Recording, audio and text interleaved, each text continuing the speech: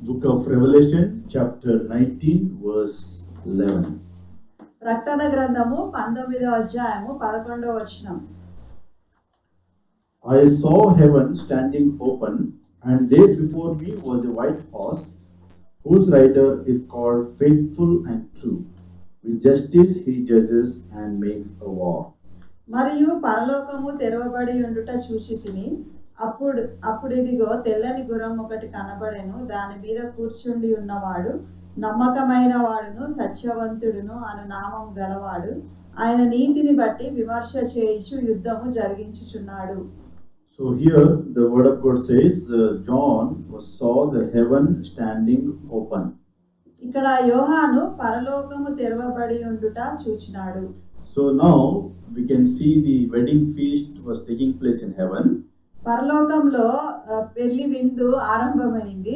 So in the heaven, the time is finished. Now they're going to come back to earth. So because of that, the heaven door was opened.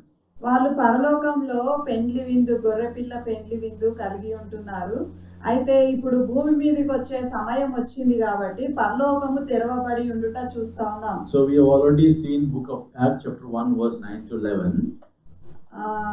అపోస్తుల కార్యములు 1వ అధ్యాయము 9 నుంచి 11 వరకు మనం చూస్తే, so Jesus Christ was ascended to heaven.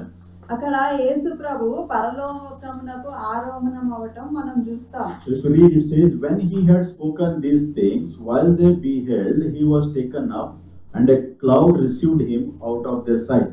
And while they looked steadfastly towards heaven, as he went up, behold, the two men stood by them in white apparel, who also said, Ye men of Galilee, why stand ye gazing up into the heaven?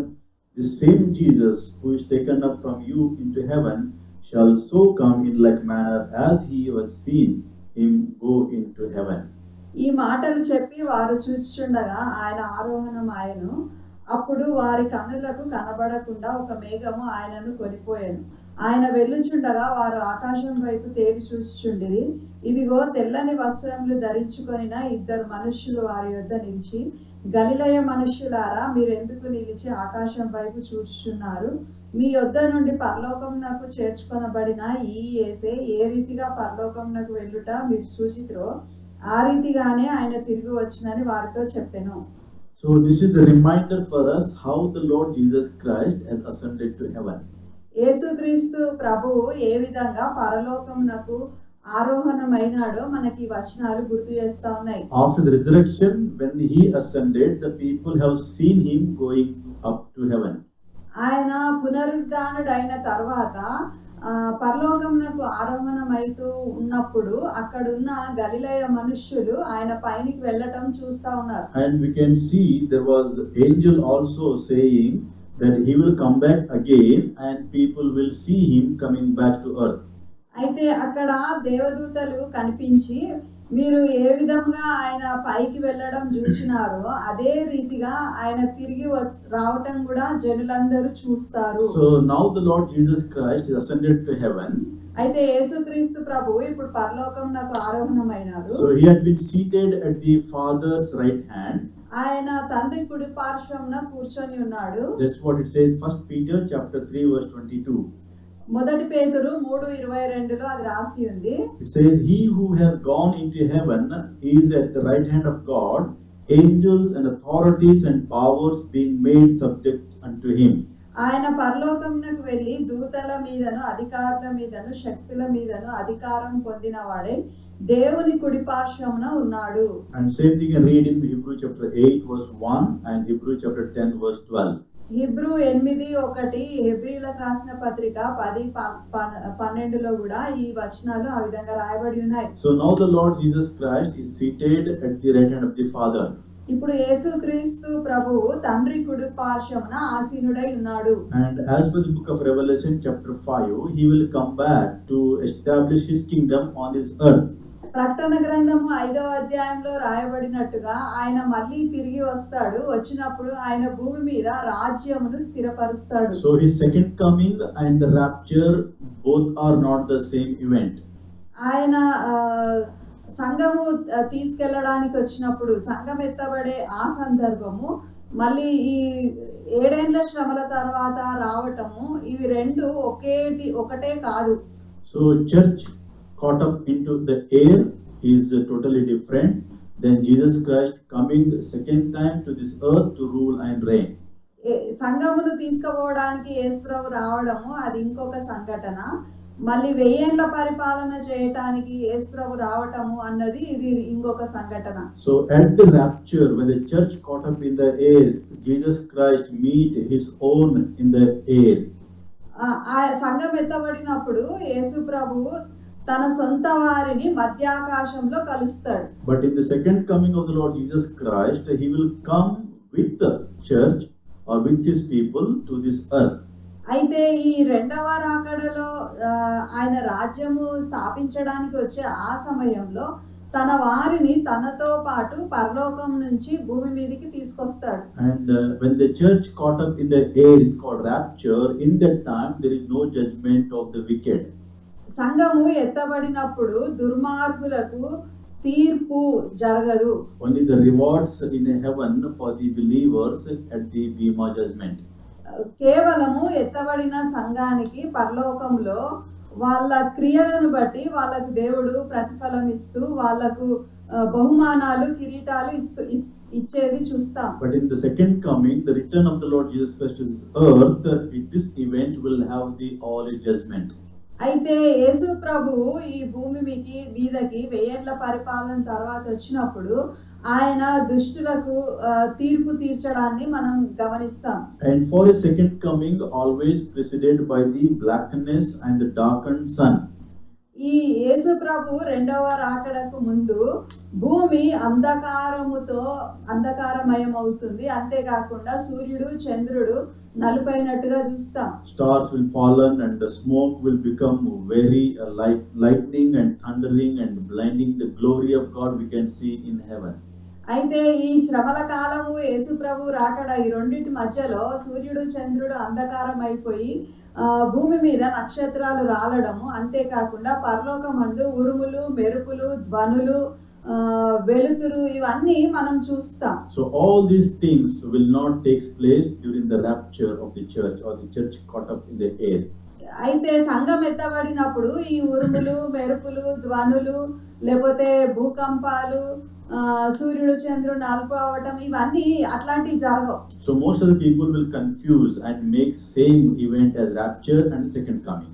చాలా మంది ఈ విషయంలో అర్థం కాక సతమతం అవుతా ఉంటారు. రెండు విషయాలు ఒకటే అని కూడా అనుకుంటారు. But rapture is different, second coming of the Lord Jesus Christ is different. అయితే సంఘం ఎత్తబడిన తర్వాత 7 ఏండ్లకి యేసు ప్రభు రాకడ జరుగుతుంది. అంటే ఈ రెండు విషయాలు వేరే వేరే సంఘటనలు. Okay, so now I hope you understand the difference between the rapture and his returning to the earth, second coming of the Lord Jesus Christ. అయితే ఇప్పుడు మీకు సంఘం ఎత్తబడడము మరియు యేసు ప్రభు భూమి మీదకి రావటము ఈ రెండు విషయాలలో వ్యత్యాసము అర్థమైందని అనుకుంటున్నాను. So the rapture is coming like a thief and we know the season, we have to be ready for that. యేసు ప్రభు సంఘము ఎత్తబడేది ఆయన దొంగ వలె వస్తాడు అంటే ఆయన వచ్చే సమయము తెలియదు, కానీ ఆ కాలము మనకు అర్థమైతా ఉంది.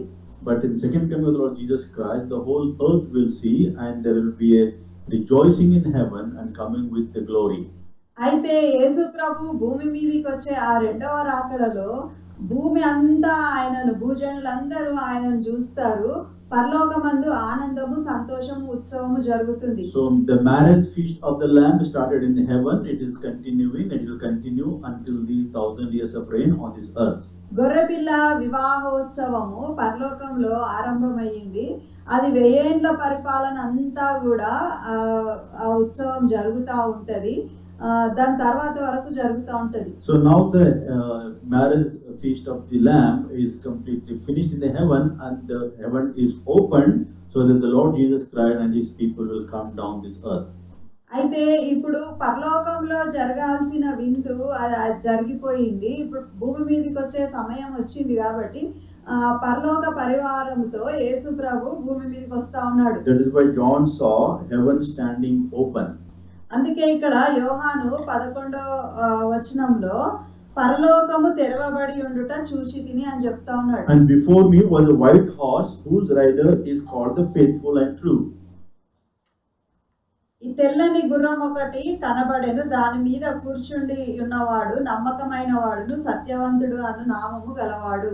In the Roman triumphal procession, people will always, the victorious people will ride on the white horse. రోమా సామ్రాజ్యంలో ఎవరైతే విజయం సాధించిండ్రో జయశాలులైన వాళ్ళు తెల్లని గుర్రమును ఎక్కుతారు. So Jesus first coming to this world is very humiliation. యేసు ప్రభు భూమి మీదికి మొదలు వచ్చినప్పుడు కన్యక గర్భంలో రావటము అదంతా ఎంతో తగ్గింపుతో దీనముగా ఆయన వచ్చినట్టు చూస్తున్నాం. So he went to Jerusalem on a colt. ఆయన యెరూషలేమునకు గాడిద మీద వెళ్తాడు. Zechariah chapter 9 verse 9 it says, జకర్యా గ్రంథము 9:9లో ఈ విధంగా రాయబడి ఉంది. Rejoice greatly, O daughter of Zion, shout, O daughter of Jerusalem, behold, thy king cometh unto thee, he just and having salvation, lovely and riding upon an ass, and upon a colt, the foal of an ass. సియోను నివాసులారా బహుగా సంతోషించుడి, యెరూషలేము నివాసులారా ఉల్లాసంగా ఉండుడి. నీ రాజు నీతిపరుడును రక్షణ గలవాడును దీనుడునై గాడిదను గాడిద పిల్లను ఎక్కి నీ యొద్దకు వచ్చుచున్నాడు. So Jesus Christ first coming was in humiliation. యేసు ప్రభు ఆయన మొదటి రాకడ భూమి మీదకి వచ్చినప్పుడు ఆయన ఎంతో దీనుడై వచ్చినట్టుగా చూస్తున్నాం. But here the John is expressing that Jesus Christ coming as a conqueror. అయితే ఇక్కడ యేసు ప్రభువు జయశాలిగా వస్తున్నట్టు యోహాన్ చెప్తా ఉన్నాడు. 2 Corinthians chapter 2 verse 14 it says, 2 కొరింథీ 2:14లో Now thanks be unto God who always causeth us to the triumph in Christ, and those who make it manifest through us the Savior of his knowledge in every place. మా ద్వారా ప్రతి స్థలమందును క్రీస్తును గూర్చిన జ్ఞానము యొక్క సువాసనను కనపరచుచు ఆయన యందు మమ్మును ఎల్లప్పుడూ విజయోత్సవముతో ఊరేగించుచున్న దేవునికి స్తోత్రము. So John is portraying the Lord Jesus Christ as the conqueror on his war house. అయితే ఆయన అది యుద్ధపు గుర్రము మీద విజయోత్సవముతో ఊరేగించున్నట్టు వస్తున్నట్టు చూస్తున్నాం. And is coming to destroy the wicked. ఆయన భూమి మీద ఉన్న దుష్టత్వమును దుష్టులను నాశనం చేయడానికి వస్తా ఉన్నాడు. He is coming to overthrow the Antichrist. ఆయన అంత్యక్రీస్తు రాజ్యాన్ని కూలగొట్టడానికి వస్తా He ఉన్నాడు. is coming to defeat Satan. ఆయన సైతానును ఓడగొట్టడానికి వస్తా ఉన్నాడు. And is coming to take control of the earth. ఆయన భూమిని ఆయన ఆధీనంలోనికి సర్వ భూమిని భూరాజ్యములను తన ఆధీనంలోకి తీసుకోవడానికి వస్తా ఉన్నాడు. So that is the indication of white horse, the Jesus Christ coming on the white horse as a conqueror. అయితే యేసుక్రీస్తు ప్రభువు భూమి మీద ఆయన జయశాలిగా తెల్లని గుర్రమునెక్కి వస్తున్నట్టుగా అది గుర్తు. And he is called faithful and true. ఆయన నమ్మకమైన వాడు సత్యవంతుడుగా చెప్పవచ్చు. So he is true to his word, and Jesus Christ will return to this earth as a true and faithful God. ఆయన నమ్మకమైన వాడు, ఆయన చెప్పినది ఆయన నమ్మకంగా అంటే సత్యముగా చేయవాడు, ఆయన చెప్పింది చెప్పినట్టు చేయవాడు కాబట్టి ఆయన సత్యవంతుడు. Faithful and true is always contrast with faithless and deceitful.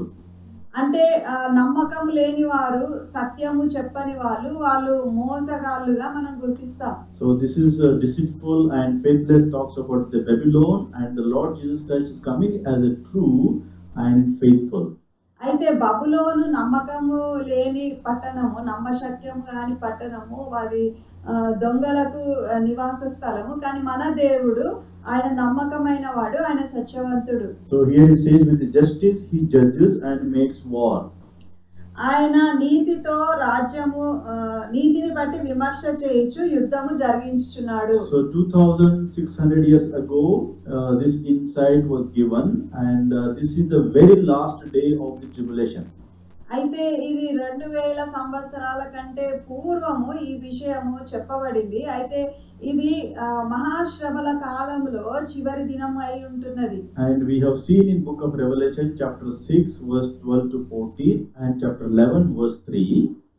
ప్రకటన గ్రంథము 6వ అధ్యాయము 12 నుంచి 14లో, అంతేకాకుండా 11వ అధ్యాయము 13లో కూడా ఈ విషయాన్ని మనం చూస్తాం. So there will be earthquake before the Lord Jesus Christ comes. యేసు ప్రభువు రాకముందు భూమి మీద పెద్ద భూకంపం కలుగుతుంది. And it also says that God is going to split a mount of olive into two pieces. ఆ ఒలీవల కొండ యేసు ప్రభువు వచ్చినప్పుడు రెండుగా చీలుతుంది. So he will split the mount of olives to make a waterway. అంటే ఆ కొండను దేవుడు ఎందుకు చీలుస్తాడంటే యెరూషలేం పట్టణానికి నీటి సరఫరా రావటానికి. And in the last day of the tribulation, sun will become very hot, scorching hot. చివరి దినము అంటే మహాశ్రమల చివరి దినమున సూర్యుడు ఎంతో ప్రకాశిస్తాడు, అంటే వేడి ఎక్కువ చేయబడుతుంది. So battle of Armageddon will be over the time, and the next minute the new day starts. ఆ చివరి దినమున ఆర్మగెదోన్ యుద్ధము ముగుస్తుంది, దాని తర్వాత నూతన దినము ఆరంభమవుతుంది. So that will be the first day of his return. అంటే యేసు ప్రభు భూమి మీదకి వచ్చిన తర్వాత అది మొదటి రోజుగా లెక్క. So he will come and rule and reign. ఆయన ఈ భూమి మీదకి వచ్చి భూమి మీద రాజ్యము స్థాపిస్తాడు. That way says he will with justice he judges. ఆయన నీతిని బట్టి విమర్శ చేయుచు. And also he makes a war. ఆయన యుద్ధమును జరిగించువాడు. The holy wrath of God is against the sinners. యేసు ప్రభువుకు కలిగిన ఆ పరిశుద్ధమైన కోపము పాపుల మీద, అనీతిమంతుల మీద ఉన్నది. And God's patience will be exhausted with the sinful and rebellion mankind. భూమి మీద మనుష్యులు చేసే తిరుగుబాటు, వారి పాపములను బట్టి దేవుని దీర్ఘశాంతము అక్కడికి ఆగిపోతుంది. And Psalm chapter 7 verse 11 it says, కీర్తనలు 7వ అధ్యాయము 11వ వచనంలో it says, God judges the righteous and the God is angry with the wicked every day. న్యాయమును బట్టి ఆయన తీర్పు తీర్చును, ఆయన ప్రతిదినము కోపపడు దేవుడు. So God will always have a patience, and it will be exhausted for the sinners. దేవుడు దీర్ఘశాంతము కలిగిన వాడు, కానీ ఆయన ఆ దీర్ఘశాంతము ఆ దినమున ఆగిపోతుంది. So this verse indicates the battle of Armageddon is over. The Lord is going to rule and reign for 1000 years. ఈ వచనముతోటి ఆర్మగెడాన్ యుద్ధము జరుగుతున్నట్టుగా తెలుస్తా ఉంది. దాని తర్వాత యుద్ధం తర్వాత దేవుడు 1000 ఏండ్ల పరిపాలన భూమి మీద చేస్తాడు. Verse 12. 12వ వచనం. His eyes are like blazing fire, and on his head are many crowns. He has a name written on him that no one knows but he himself. ఆయన నేత్రములు అగ్నిజ్వాల వంటివి, ఆయన శిరస్సు మీద అనేక కిరీటములుండును, వ్రాయబడిన యొక్క నామము ఆయన గలదు, అది ఆయనకే గాని మరి ఎవరికిని తెలియదు. So his eyes are like a blazing fire. ఆయన నేత్రములు అగ్నిజ్వాల వంటివి. So that means he is going to have a penetrating vision. అంటే దేవుడు చొచ్చుకుపోయేటువంటి కనుదృష్టి కలిగిన వాడు, అంటే ఆయనకి ఏమీ మరుగైనది లేదు. Nothing will escape from his eyes. Everything will be naked and he can see very clearly. యేసు ప్రభువుకి కనిపించకుండా మనం ఏది దాచిపెట్టలేము. ఆయనకు సమస్తము కనిపిస్తా ఉంది, ఆయన కంటికి అన్ని అగబడతాయి. And his judgments are always just and accurate. ఆయన న్యాయము జరిగించే దేవుడుగా, చక్కగా న్యాయం తీర్చే దేవుడుగా మనం చూస్తాం. And he has a name written on him that no one knows but he himself. వ్రాయబడిన యొక్క నామము ఆయన కలదు, అది ఆయనకే గాని మరి ఎవరికి తెలియదు. So John could see the name, but he was unable to comprehend it what it is.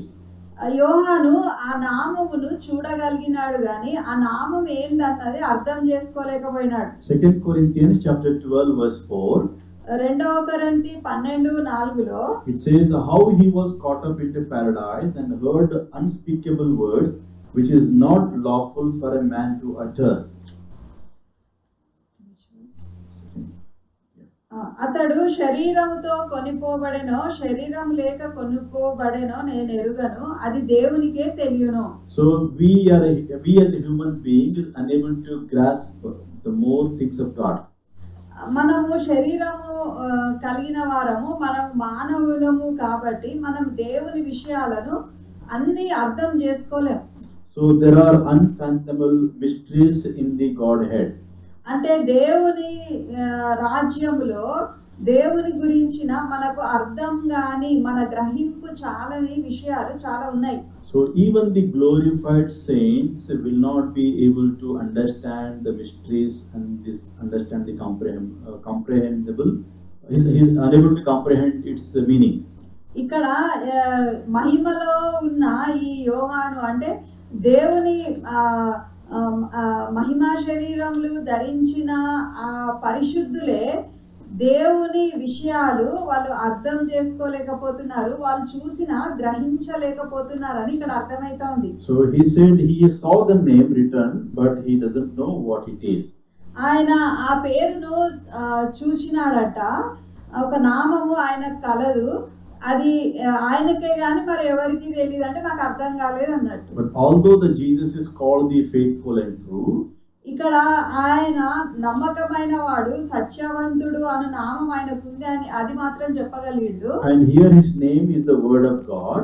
అయితే ఇక్కడ వ్రాయబడిన ఒక నామము అంటే ఆయన వాక్యమై ఉన్నాడు అన్నది చెప్పగలుగుతుంది. And in verse 16 it says the King of Kings and the Lord of Lords. 16వ వచనంలో ఆయన రాజులకు రాజు ప్రభులకు ప్రభు అన్న నామం ఆయనకు ఉంది అని చెప్తా ఉన్నాడు. So all these names we can see what kind of God we are having. ఈ అన్ని వచనాలు చదువుతా ఉంటే మనం మన దేవుడు ఎలాంటి దేవుడు అన్నది మనకు అర్థమైతా ఉంది. So these verses, chapter 19 verse 11, chapter 19 verse 13, chapter 19 verse 16, all these implies that no name can do him justice. 11వ వచనంలో ఉన్న ఆయన నామము, 12వ వచనంలో ఉన్న ఆయన నామము, 16వ వచనంలో ఉన్న ఆయన నామములు, ఎన్ని నామములు ఆయనకు పెట్టినా గానీ ఆయనను మనము వర్ణించలేము, లేకపోతే ఆయన ఇట్లాంటోడు అని ఒక మాటలో మనం చెప్పలేము. He is greater than any description what we make. మనము ఆయనని ఏ విధముగా వర్ణించినా మన వర్ణన చాలదు, మన వర్ణనకు ఆయన ఇంకా చాలా ఎక్కువగా ఉంటాడు. It is different, it is difficult for us to comprehend about him. మనం ఆయనను అర్థం చేసుకోవడము, ఆయనను వర్ణించడము అసాధ్యం. So verse 13 it says he is dressed in robe and dipped in blood and his name is the word of God. రక్తములో ముంచబడిన వస్త్రము ఆయన ధరించుకొని ఉండెను, మరియు దేవుని వాక్యము అను నామము ఆయనకు పెట్టబడి ఉండెను. So this is not from the battle of Armageddon. అయితే ఇక్కడ ఆ రక్తము ఆయన వస్త్రం మీద ఉంది, కానీ ఆ రక్తము ఆర్మగెడాన్ యుద్ధంలో లేకపోతే ఆ యుద్ధంలో ప్రవహించిన ఆ రక్తము యేసు ప్రభు వస్త్రముల మీద కాదు. So this is talks about the Christ blood. అంటే ఈ రక్తము యేసు ప్రభు రక్తము, మనుషుల రక్తం కాదు. Jesus Christ fight a great battle against Satan on the cross of Calvary. He shed his blood on the cross of Calvary. Calvary సిలువలో ఆయన ఘోర యుద్ధము చేసి ఉన్నాడు, సైతాను దూతలతో ఆయన ఘోర యుద్ధం చేసి గెలిచి ఆయన రక్తమును చిందించి ఉన్నాడు, కాబట్టి ఆ రక్తము ఆయన వస్త్రం పైన చిలకరించబడింది. So he fought against sin, he fought against Satan, he fought against death, and the stain with the blood of his enemies is talking about. ఆయన పాపముతో లేకపోతే సైతానుతో మరణంతో యుద్ధము చేసి గెలిచి ఉన్నాడు. ఆ సందర్భంలో ఆయన చిందించిన రక్తము ఆయన వస్త్రం పైన చిలకరించబడి ఉంది. So here this is what talking about. He is dressed in robe dipped in blood. ఆయన వస్త్రము రక్తంలో ముంచబడిన వస్త్రము ఆయన ధరించుకొని ఉండెను. And here the John also says his name is the word of God. మరియు దేవుని వాక్యము అను నామము ఆయనకు పెట్టబడి ఉన్నది. So Jesus is the image of invisible God. యేసు ప్రభు ఆ అదృశ్య దేవుని స్వరూపంలో ఉన్నాడు. Colossians chapter 1 verse 15 it says, కొలసి 1:15లో ఈ విధంగా ఉంది, he is the image of the invisible God, the firstborn of every creature. ఆయన అదృశ్య దేవుని స్వరూపి అయి సర్వ సృష్టికి ఆది సంభూతుడై ఉన్నాడు. And this also expresses the image of his person in Hebrew chapter 1 verse 3. హిబ్రీయులకు రాసిన పత్రిక 1:3వ వచనంలో రాయబడిన ప్రకారము ఆయన స్వరూపము అని రాయబడి ఉంది. So, and finally, God is going to reveal himself. దాని తర్వాత యేసు ప్రభు తను తాను కనపరుచుకునే సమయం. So here, the John is identifying Jesus as the Word of God. ఈ 13వ వచనంలో యేసు ప్రభు యోహాను ఆయన దేవుని వాక్యము అని ఆయనను గుర్తుపట్టినాడు. He uses this title for our Lord Jesus Christ. He is the Word of God. ఆయన యేసు ప్రభువుని గుర్తుపట్టేటందుకు ఈయన దేవుని వాక్యము అని చెప్తా ఉన్నాడు. So we can see the full revelation from God in Hebrew chapter 1 verse 1 to 2. హెబ్రీయులకు రాసిన పత్రిక 1వ అధ్యాయము 1 నుంచి 2 వరకు చదివితే మనకు దాని గురించి అర్థమవుతుంది. So he will make known to all the world. ఆయన సమస్తమైన భూమి మీద అందరికీ ఆయన బయలుపరుచుకుంటాడని అక్కడ రాయబడి ఉంది. Verse 14. 14వ వచనం. The armies of heaven were following him, riding on a white horses and dressed in fine linen, white and clean. పరలోకమందున్న సేనలు శుభ్రమైన తెల్లని నార బట్టలు ధరించుకొని తెల్లని గుర్రములెక్కి ఆయనను వెంబడించుచుండిరి. So here the armies of heaven were following him. పరలోకమందున్న సేనలు ఆయనను వెంబడిస్తా ఉన్నారు. So who are these armies of heaven? ఈ పరలోకపు సేనలు ఎవరు? That we have seen already in the verse 8. 8వ వచనంలో మనం నిన్నటి దినాన ధ్యానించి ఉన్నాము. And we have also seen in chapter 7 verse 13 of book of Revelation. ప్రకటన గ్రంథము 7వ అధ్యాయము 13లో కూడా వీళ్ళని గురించి రాయబడి ఉంది. So tribulation saints, శ్రమల కాలంలో రక్షింపబడిన పరిశుద్ధులు. and Daniel chapter 12 verse 1 and 2 talks about the Old Testament believers. దానియేలు గ్రంథము 12వ అధ్యాయంలో 1-2 వచనంలో పాత నిబంధన భక్తులను గురించి రాయబడి ఉంది. And Gospel of Matthew chapter 25 verse 31 talks about the angels. మత్తయి సువార్త 24వ అధ్యాయము 31లో రాయబడినట్టు దేవదూతలు కూడా వస్తా ఉన్నారు ఆయన వెంబడి. And they are all not going to help the Lord Jesus Christ in the battle. వీళ్ళందరూ యేసుక్రీస్తు ప్రభువుకు యుద్ధం చేయడానికి సహాయపడేటందుకు కాదు. But they are all coming to reign with him after he defeats his enemies. ఆయన తన శత్రువులను ఓడించిన తర్వాత రాజ్యము ఏలేటందుకు ఆయనతో పాటు వస్తా ఉన్నారు. So the whole army was following him. ఈ గొప్ప సమూహము పరలోక సేనలుగా ఆయనను వెంబడిస్తా ఉన్నారు. So they are all riding on the white horses and dressed in fine linen and white and clean. పరలోకమందున్న సేనలు శుభ్రమైన తెల్లని నార బట్టలు ధరించుకొని తెల్లని గుర్రములెక్కి ఆయనను వెంబడించుచుండిరి. 2 Timothy chapter 2 verse 12 it says, 2వ Timothy 2:12లో, if he suffer, we shall also reign with him. If we deny him, he will also deny us. సహించిన వారమైతే ఆయనతో కూడా ఏలుదుము, ఆయనను ఎరుగమంటే మనలను ఆయన ఎరుగనను. So from this verse we can understand that we need to suffer for God and we should live for God so that we may be able to rule and reign with him. మనము సహించిన వారం అంటే మన శ్రమలను మనం సహించాలా లేకపోతే మనము ఆయనతో పాటు రాజ్యము ఏలమని అర్థం. So verse 13. 13వ వచనం. You already seen that robe is dipped in the blood. ఆయన వస్త్రము రక్తంలో ముంచబడింది అని మనం చూసినాము. And in the word of God. ఆయన వాక్యమై ఉన్నాడని మనం చూసినాము. And we have seen verse 14 armies of heaven. పరలోక సైన్యాన్ని గురించి చూసినాము. And verse 15. 15వ వచనం. Out of his mouth comes a sharp word with which to strike down the nations. He will rule them with an iron scepter. He treads the winepress of the fury of the wrath of God Almighty. జనములను కొట్టుటకై ఆయన నోట నుండి వాడిగల ఖడ్గము బయలువెడలుచున్నది. ఆయన ఇనుప దండంతో వారిని ఏలును. ఆయనే సర్వాధికారియగు దేవుని తీక్ష్ణమైన ఉగ్రత అను మద్యపు తొట్టి త్రొక్కును. So out of his mouth comes a sharp sword. ఆయన నోట నుంచి వాడిగల ఖడ్గము వస్తా ఉంది. So that symbolizes the Christ power to kill his enemy. అంటే ఈ వాడిగల ఖడ్గము శత్రువులను జయించడానికి దేవుడికి సహాయపడతా ఉంది. And out of his mouth comes a sharp sword with which to strike down the nations. ఆయన ఈ వాడిగల ఖడ్గమును భూజనులను నశింపజేయడానికి వాడుతున్నట్టుగా చూస్తున్నాం. So he wins the battle with the power of his word. ఆయన నోటి మాట ద్వారా ఈ యుద్ధమును గెలుస్తున్నట్టు చూస్తున్నాం. So he reigns and he is going to win the battle over the enemy. ఆయన ఈ యుద్ధము చేయువాడుగా యుద్ధంలో గెలుచువాడుగా మనం చూస్తున్నాం. And verse 15 also says he ruled with them an iron scepter. ఆయన ఇనుప దండముతో వారిని ఏలును. So believers will also share with his authority when he rules and reigns with iron scepter.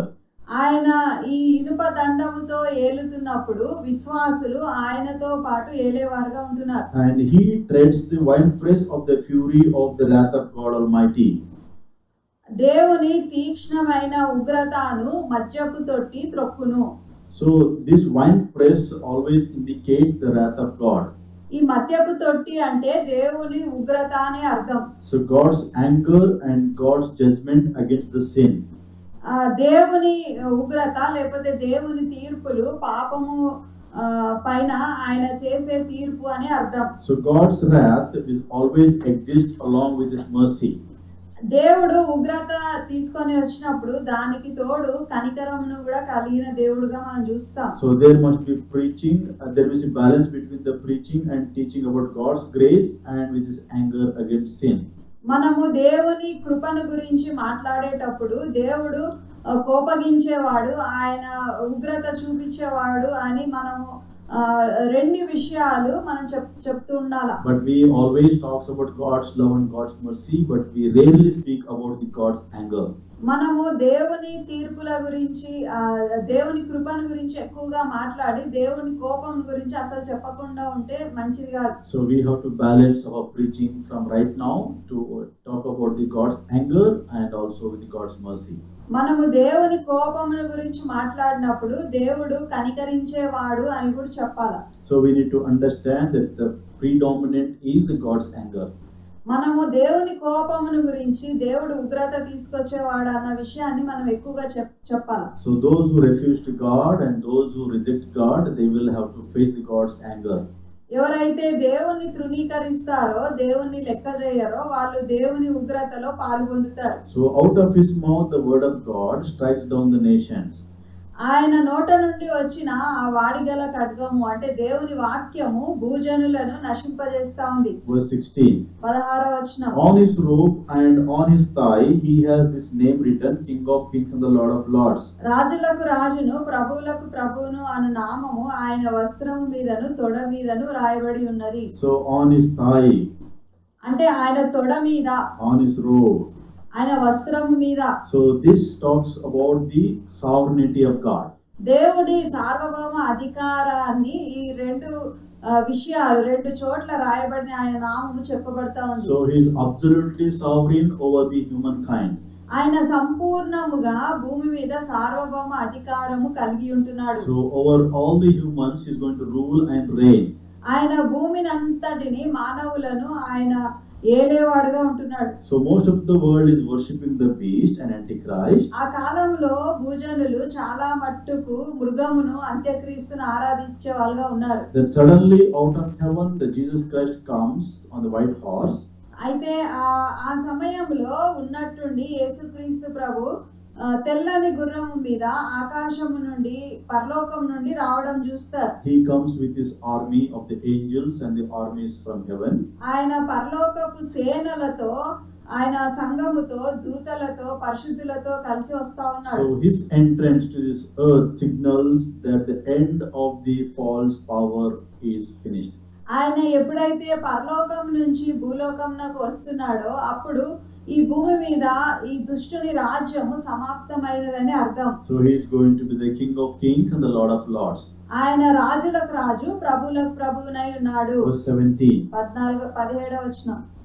And I saw an angel standing in the sun of who cried in a loud voice to all the birds flying in midair, "Come, gather together for the great supper of God." మరియు ఒక దూత సూర్యబింబములో నిలిచి ఉండుట చూచి తిని అతడు గొప్ప శబ్దంతో ఆర్భటించి, రండి, రాజుల మాంసమును, సహస్రాధిపతుల మాంసమును, బలిష్ఠుల మాంసమును, గుర్రముల మాంసమును, వాటి మీద కూర్చుండు వారి మాంసమును, స్వతంత్రులదేమి, వాటి మీద దాసులదేమి, కొద్దివారిదేమి, గొప్పవారిదేమి, అందరి యొక్క మాంసమును తినుటకై దేవుని గొప్ప విందుకు కూడి రండని ఆకాశ మధ్యమందు ఎగురుచున్న సమస్త పక్షులను పిలిచెను. So here we can see another great feast. ఇక్కడ ఇంకొక గొప్ప విందు మనం చూస్తా ఉన్నాం. So there he saw an angel standing in the sun and crying in the loud voice, "All the birds flying in mid-air, come gather together for the great supper of God." ఇక్కడ సూర్యబింబములో ఒక దూత నిలిచుండి ఆకాశమందు ఎగురుచున్న సమస్త పక్షులను ఆ విందునకు ఆహ్వానిస్తా ఉంది. So this supper is also contrast with the marriage supper of the lamb. గొర్రెపిల్ల వివాహోత్సవమునకు ఇది వ్యతిరిక్తముగా ఉన్నది. So here we can see the birds are going to have a great supper. ఇక్కడ ఈ గొప్ప విందు ఆకాశ మధ్యమున ఎగురుచున్న పక్షులకు అంటున్నాడు. All the birds are crying and gathering together, "Come for the great supper of God." అయితే ఈ గొప్ప విందునకు ఆకాశమందు ఎగురుచున్న పక్షులను ఆ దేవదూత ఆహ్వానిస్తా ఉన్నాడు. Verse 18. 18వ వచనం. "So that you may eat the flesh of kings, generals, and mighty men, of horses and the riders, and the flesh of all people, free and slave, small and great." ఇక్కడ అందరి మాంసము అంటే బలిష్ఠుల మాంసము, సహస్రాధిపతుల మాంసము, గుర్రములు, వాటి మీద కూర్చుండు వారి మాంసము, స్వతంత్రులు, దాసులు, కొద్దివారు, గొప్పవారు, అందరి మాంసము తినుటకు రండి అని పిలుస్తా ఉన్నారు. So here the birds are feasting on the human dead. అంటే ఇక్కడ ఈ పక్షులు మనుష్యుల కళేబరములు వాళ్ళు భుజిస్తా ఉన్నారు. And if you read Ezekiel chapter 39 verse 17, Ezekiel 39:17లో చూస్తే, "Thou son of man, thus saith the Lord God, speak unto every feathered fowl and to every beast of the field, assemble yourself and come, gather yourselves on every side to my sacrifice, that I do sacrifice for you, even a great sacrifice upon the mountains of Israel, that ye may eat flesh and drink blood." నరపుత్రుడా, ప్రభువైన యెహోవా సెలవిచ్చినదేమనగా, సకల జాతుల పక్షులకును భూమృగములకన్నిటికిని ఈ సమాచారం తెలియజేయము. నేను మీ కొరకు వధించు బలికి నలుదిక్కుల నుండి కూడి రండి. ఇశ్రాయేలీయుల పర్వతముల మీద ఒక గొప్ప బలి జరుగును. మీరు మాంసము తిందురు, రక్తము త్రాగుదురు. So this is not the celebration but the devastation. ఇది ఒక వేడుక కాదు, ఇది నాశనానికి ఈ గొప్ప విందు గుర్తు చేస్తా ఉంది. So this verse calls the battle of Armageddon. అంటే ఆర్మగెడ్డాన్ యుద్ధంలో ప్రత్యామ్నాయాలు ఈ విధంగా ఉంటాయి అని తెలియజేస్తా ఉంది. So God will declare his victory before the battle even begins, and the birds will come and they will eat the body of the dead. ఈ యుద్ధము ఆరంభము కాకముందే దేవుడు విజయము ప్రకటించి ఉన్నాడు. ఆ పక్షులను ఆహ్వానింపబడిన పక్షులు వచ్చి ఆ యుద్ధంలో వచ్చిన ఆ మృత కళేబరములను వాళ్ళు భుజిస్తా ఉన్నారు. So we can see the feast for the bird, and we can also see the feast or supper of the lamb. ఇక్కడ ఈ అధ్యాయంలో రెండు విషయాలను చూస్తున్నాము. ఈ పక్షులకు ఈ గొప్ప విందు ఒకటి ఉంది, ఇంకోటేమో గొర్రెపిల్ల వివాహోత్సవము. Verse 19. 19వ వచనం. We'll read verse 19-21. 19 నుంచి 21. "Then I saw the beast and the king of the earth, and their armies gathered together to make war against the rider on the horse and his army. But the beast was captured, and with him the false prophet who had performed the miraculous sign on his behalf. With these signs he had deluded those who had received the mark of the beast and worshipped his image. The two of them were thrown alive into the fiery lake of burning sulfur. The rest of them were killed with the sword that came out of the mouth of the rider on the horse, and all the birds gorged themselves on their flesh." మరియు ఆ గుర్రము మీద కూర్చున్న వానితోను ఆయన సేనతోను యుద్ధము చేయుటకై ఆ క్రూర మృగమును భూరాజులను వారి సేనలను కూడి ఉండగా చూచితిని. అప్పుడు ఆ మృగమును దాని ఎదుట సూచక్రియలు చేసి దాని ముద్రను వేయించుకొనిన వారిని, ఆ మృగపు ప్రతిమకు నమస్కరించిన వారిని మోసపరిచిన ఆ అబద్ధ ప్రవక్తయు పట్టబడి వారిద్దరూ గంధకములో తో మండు అగ్నిగుండంలో ప్రాణంతోనే వేయబడిరి. కడమవారు గుర్రం మీద కూర్చున్న వారి నోట నుండి వచ్చిన ఖడ్గం చేత వధింపబడిరి. వారి మాంసమును ఆకాశ పక్షులనియు కడుపారా తినెను. So here he saw the beast and the kings of the earth and their armies gathered together to make war against the rider on the horse and his army. ఇక్కడ ఆ గుర్రము మీద కూర్చున్న వాడు, తర్వాత ఆ సేనలు, ఆ భూరాజులు, ఇదంతా యుద్ధాన్ని మనం ఇక్కడ చూస్తున్నాం. So we can see the more details on this war in the book of Zechariah chapter 14 verse 5. జకర్యా 14:15లో ఈ యుద్ధం గురించి ఇంకా చాలా విషయాలు అక్కడ సమాచారం మనం చూస్తాం. And the beast is already read in chapter 13 verse 1. ఇక్కడ ఉన్న ఈ మృగముల గురించి 13వ అధ్యాయము ఆ మొదటి వచనాలు మనం చూస్తున్నాం. So here we can see the battle of Armageddon, where the kings of the earth and the beast all together with their armies gathered together to war against the rider on the horse and his army of the Lord Jesus Christ. ఇక్కడ ఆ గుర్రము మీద కూర్చున్న వానితో యుద్ధం చేయటకై క్రూర మృగము, భూరాజులు, వారి సేనలు వాళ్ళంతా వచ్చి అక్కడ యుద్ధం చేస్తా ఉన్నారు. And verse 20 it says but the beast was captured. కానీ ఇక్కడ ఆ క్రూర మృగాన్ని దేవుడు పట్టుకున్నాడు అని ఇక్కడ రాయబడి ఉంది. So in an instant the world's army are without the leaders and the beast, the antichrist, was captured. దేవుడు ఆ క్రూర మృగాన్ని బంధించినప్పుడు ఒక రెప్పపాటులో ఆ యుద్ధంలో ఉన్న సేనలన్నీ వాళ్ళ నాయకుని కోల్పోతారు. And even the false prophet who had performed the miracle signs on his behalf, both of them will be captured. ఇక్కడ ఆ మృగం ఒక్కడే కాదు, ఆయనతో పాటు అబద్ధ ప్రవక్త కూడా పట్టబడతాడు. So the bodies of the beast and the false prophet will be transformed and they will be banished directly to the lake of fire. ఇక్కడ అబద్ధ ప్రవక్త, ఆ మృగము, అయితే వారిద్దరితో పాటు వారిద్దరు వాళ్ళ శరీరాలు మార్చబడి వాళ్ళు గంధకంలో మండుచున్న అగ్నిగుండంలో ప్రాణంతోనే వేయబడతారు. So here we can see they were thrown into the fiery lake of fire. ఇక్కడ గంధకముతో మండు అగ్నిగుండంలో ప్రాణంతోనే వేయబడివి. And the fallen angels will also be thrown.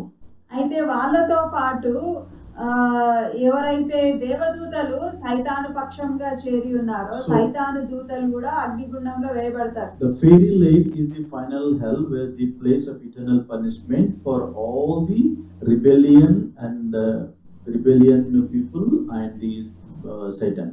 అయితే ఈ అగ్నిగుండంలో చివరికి ఎవరెవరైతే పాపంలో ఉంటారో, ఎవరెవరు మానవాళి తిరుగుబాటు చేస్తారో, దేవదూతలు ఎవరు సైతాన్ పక్షంలో ఉంటారో వాళ్ళందరికీ కూడా ఇది చిట్ట చివర వాళ్ళు చేరుకునే గమ్యం. So it says it's burning sulfur. అక్కడ గంధకముతో మండు అగ్నిగుండము అని రాయబడి ఉంది. That will be the divine judgment of God. అది దేవుని నిత్య తీర్పు. So fiery lake of burning sulfur is the final destination of the wicked. వారిద్దరు గంధకముతో మండు అగ్నిగుండంలో వేయబడ్డారు. వాళ్ళతో పాటు ఎవరెవరు పాపం చేస్తారో, దుష్టత్వం జరిగిస్తారో వాళ్ళకు కూడా అదే గమ్యం. Again this lake of fire is different from the abyss, the bottomless pit. పాతాళము లేకపోతే అగాధము అని చెప్పబడింది కదా ముందు అధ్యాయాలలో, అది వేరు, ఈ అగ్నిగుండం వేరు. So the Antichrist, the beast, the false prophet are thrown into the fiery lake of fire. అయితే ఈ 20వ వచనంలో అంత్యక్రీస్తు, అబద్ధ ప్రవక్త వాళ్ళిద్దరు పట్టబడి గంధకముతో మండు అగ్నిగుండంలో ప్రాణంతోనే వేయబడివి. At the end, the death and Hades will also be thrown. అయితే ఈ పాతాళము మరియు అగాధం కూడా ఇక్కడనే వేయబడుతుంది. So afterwards, everyone whose name is not written in the book of life will be thrown into the lake of fire. ఎవరి పేర్లైతే జీవ గ్రంథమందు కనబడలేదో వాళ్ళను కూడా ఇదే అగ్నిగుండంలో వేస్తారు. So verse 21, if you read, the birds are really having gorged themselves on their flesh. అయితే ఇక్కడ 21వ వచనంలో చివర్లో వారి మాంసమును పక్షులన్నీ కడపార తినెను. So that means all the remaining sinners on the earth will be executed and the birds will have their feast. అంటే భూమి మీద ఉన్న ఆ కాలంలో ఉన్న మనుషులు, దుర్మార్గులు, తిరుగుబాటు చేసిన వాళ్ళు భూమి మీద నశించినప్పుడు వాళ్ళ శరీరాలు మృత కళేబరములు పక్షులు తింటున్నట్టు చూస్తున్నాం. So here the chapter 19 is we can find in different angle. అయితే ఈ 19వ అధ్యాయాన్ని మనం ఇంకో కోణంలో కూడా చూడవచ్చు. So here the John, he will shift his vision. అయితే ఇక్కడ యోహాను ఆయన దర్శనంలో వివిధ విషయాలు చూస్తా ఉన్నాడు. He is not looking Jesus as a lamb, but he is looking as a warrior. అయితే ఇక్కడ ఆయన యేసుక్రీస్తు ప్రభువును గొర్రె పిల్లగా చూడట్లేదు. ఇప్పుడు ఆయన జయశాలిగా యుద్ధమందు ఆయనను చూస్తా ఉన్నాడు. Warrior on the white horse, victorious, triumphant conqueror. అయితే ఆయన జయశాలిగా ఆయన యుద్ధములో నుండి వచ్చు తెల్లని గుర్రము మీద వస్తా ఉన్నట్టు చూస్తున్నాడు. So when Jesus Christ came, first coming of the Lord Jesus Christ, who brought the forgiveness for the humankind. ఆయన మొదలు వచ్చినప్పుడు ఆయన ఎంతో తగ్గించుకున్న వాడై దీనుడై వచ్చినాడు. దాని ద్వారా మానవాళికి పాప క్షమాపణ లభించింది. But his second coming will bring the judgment for the humankind. అయితే ఆయన రెండవ రాకడ భూమి మీద ఆయన తీర్పులను తీసుకొని వస్తాడు. So chapter 19 ends with the battle of Armageddon. 19వ అధ్యాయము ఆర్మగెడాన్ యుద్ధంతో ముగుస్తా ఉంది. And Christ second coming to this earth to rule and reign. యేసు ప్రభువు ఈ భూమి మీదకి రెండవ రాకడతో ఆయన భూమి మీదకి వస్తా ఉన్నాడు. ఆయన రాజ్యమును స్థాపించి ఏలనై ఉన్నాడు. So this event marks the close of the tribulation. దీనితో శ్రమల కాలము ముగుస్తుంది, యుద్ధము ముగుస్తుంది. And chapter 20 will start with the binding of Satan. అయితే 20వ అధ్యాయంలో సైతాను బంధింపబడతాడు. And Christ 1000 years of reign. యేసు ప్రభువు 1000 ఏండ్ల పరిపాలన భూమి మీద చేస్తాడు. And Satan's final rebellion. సైతాను ఆయన చివరిగా దేవుని పైన తిరుగుబాటు చేయడం ఈ అధ్యాయంలో 20వ అధ్యాయంలో చూస్తాం. And the great white throne judgment. ధవల సింహాసనపు తీర్పును మనం చూస్తాం. From the end of tribulation and the creation of a new earth and new heaven. అంటే 20వ అధ్యాయంలో మనము శ్రమల కాలము సంపూర్తి చేయబడి మరి చేయబడిన తర్వాత నుంచి కొత్త ఆకాశం కొత్త భూమి సృజింపబడే వరకు 20వ అధ్యాయంలో మనం చూస్తాం. We'll be right back tomorrow with the next Facebook live of this series beginning with chapter 20. రేపు ఇదే సమయంలో ప్రకటన గ్రంథము 20వ అధ్యాయము ధ్యానించుకోవడానికి ఫేస్బుక్ లైవ్ లో కలుసుకుంటాము. Let us pray.